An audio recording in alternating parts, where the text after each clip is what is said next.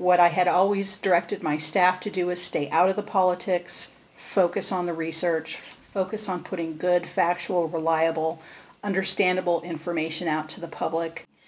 In Clark County, we have a number of transportation routes that are very prominent. We have Interstate 15, we have US Highway 93 and 95, and then we also have the Union Pacific Railroad coming right through Clark County. So it was very important early on for the commissioners that we protect that corridor and make sure that that transportation scheme, whatever it was for the Department of Energy, did not unduly impact the urban core of Clark County as well as our rural communities.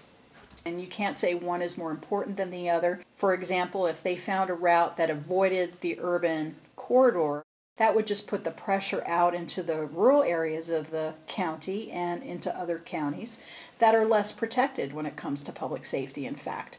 Most of them are volunteer firefighters or volunteer police or volunteer EMTs and don't have, for example, a sophisticated hazmat unit and equipment that could detect radiation.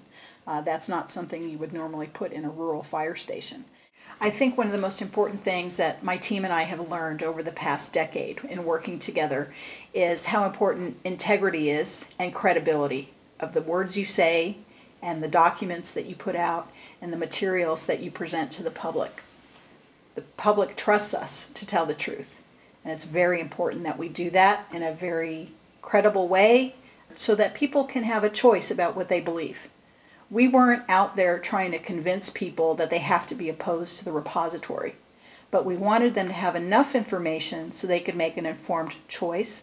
From a technical and science perspective, I think what we have determined is whatever people thought was impossible is possible.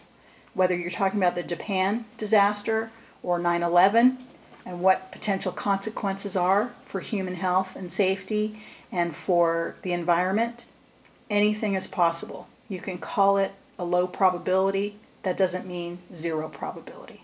And so people's concerns need to be listened to and addressed and treated as real, regardless of whether you agree or not as a government agency with that position.